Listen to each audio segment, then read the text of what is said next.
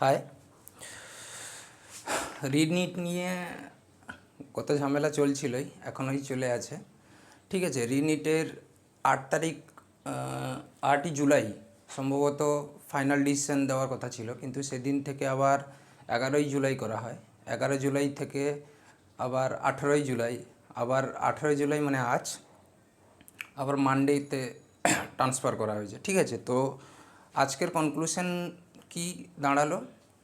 ঠিক আছে, আজকের কনক্লুশনে অনেক কিছু এনটিকে জবাবদিহি করতে হয়েছে। তার মধ্যে দুটো জায়গা, হাজিয়াবাদ এবং পাটনা, এই দুটো জায়গা নিয়ে আজকে যেটা শোরগোল উঠেছিল, সেটাতে বলা হয়েছিল যে পাটনা এবং এটা হাজিয়াবাদে এত স্টুডেন্ট কেন 1,08,000-এর মধ্যে র্যাঙ্কের মধ্যে আছে। ঠিক আছে, বা ওই দুটো জায়গায় কেন কেস ফাইল করা হয়েছিল অ্যাকর্ডিং টু ইওইউ, মানে ইকোনমিক অফেন্স ইউনিট দ্বারা এটা কেন করা হয়েছিল। কিন্তু এনটিএ কিন্তু মেনেই নিয়েছে যে পাটনা এবং হাজিয়াবাদে পেপার লিক হয়েছিল।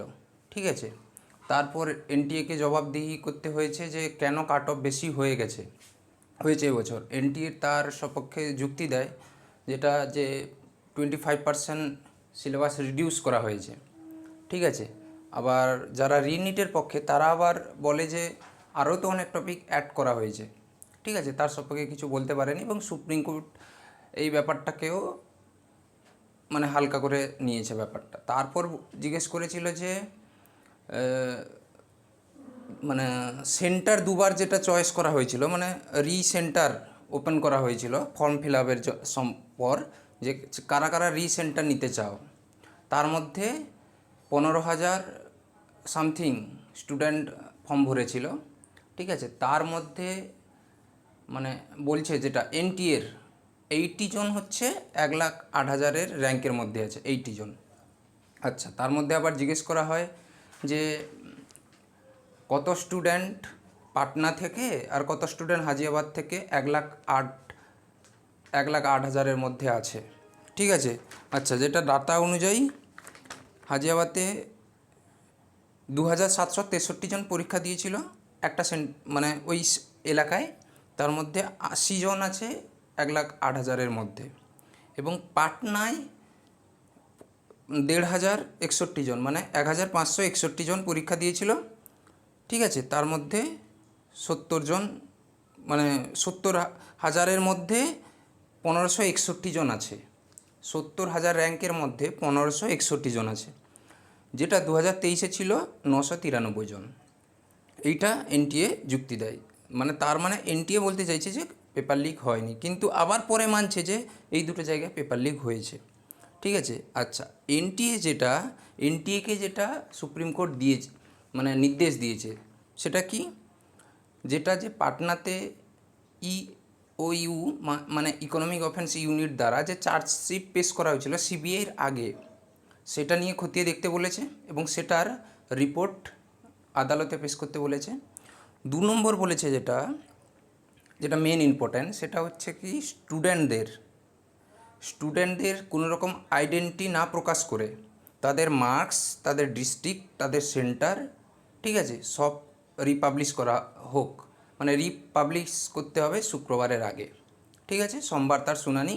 আচ্ছা, সোমবার 10:30 থেকে লাঞ্চের আগে এর ফাইনাল কনক্লুশন দেবে বলেছে।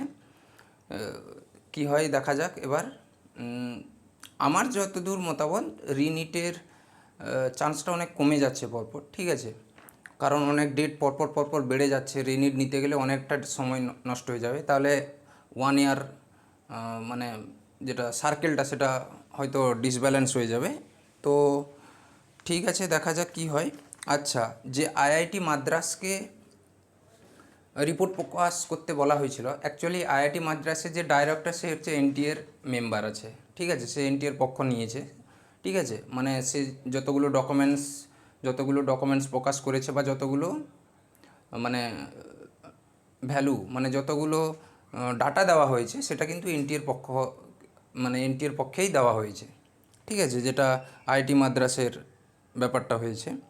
ঠিক আছে, তো অতএব দেখা যাক সোমবার 10:30 থেকে কি বলে এবার জাজেরাও কনফিউশন হয়ে যাচ্ছে যে ব্যাপারটা কি ডিসিশন নেওয়া যায়, মানে ওদের তো হাতে নেই ব্যাপারটা, সব ফ্যাক্ট ক্যালকুলেট করে ওরা নেবে ডিসিশনটা। অ্যাকচুয়ালি ব্যাপারটা পুরো তালমিল পেকিয়ে গেছে ব্যাপারটা। ঠিক আছে, ঠিক আছে, দেখা যাক তাহলে সোমবার সুপ্রিম কোর্ট থেকে কি রায় আসে, বা আর কোনো ডেট এক্সটেনশন করে কি না। আচ্ছা, ডেট যদি এক্সটেনশন হতে থাকে কিন্তু রিনিটের চান্স অনেকটাই কমে যাবে। ঠিক আছে, ঠিক আছে, থ্যাংক ইউ। আর তোমরা কমেন্ট করে জানাতে পারো নেক্সট টপিকের কী টপিক বানাবো, কারণ সলিউশনের টপিক অলরেডি কমপ্লিট হয়ে গেছে। ঠিক আছে, সিরিজ তোমরা দেখতেই থাকো, মনে হয় 11টা পার্ট হয়েছে। এরপর মূল কনসেপ্ট, এরপর ইলেকট্রোকেমিস্ট্রি যাব। ঠিক আছে, থ্যাংক ইউ।